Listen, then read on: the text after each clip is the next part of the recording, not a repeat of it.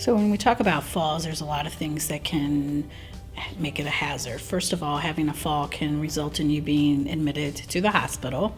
If you fall, you could end up calling a squad, going to the emergency room, you could fracture a hip, break a leg, you could have a brain injury, you could fall.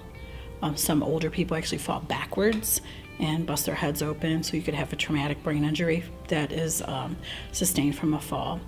Other risk factors include losing your independence. If you fall and you have a traumatic brain injury and you're not able to take care of yourself any longer at home, you could end up being placed in a nursing home for the rest of your life. So one of the most important things I think that folks can do as they age to prevent a fall is to have a conversation with their doctor. The doctor can do this as part of their annual wellness screening, or just have a conversation about, I'm really concerned. I started noticing that I'm having some balance issues. I'm struggling getting in and out of the bathtub. Whatever it is that's going on with you, have that conversation. The doctor can look at your medications to see if there are any interactions between the medications, or if there are any type of medications that might cause you to be fatigued or dizzy that might lead to a fall. The other thing is being able to have a conversation with your family is important.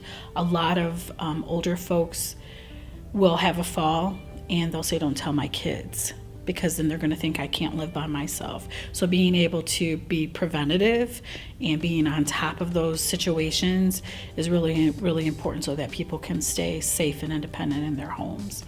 Couple of tips to keep you active and to help you be proactive about preventing a fall. One is to stay physically active. Exercise.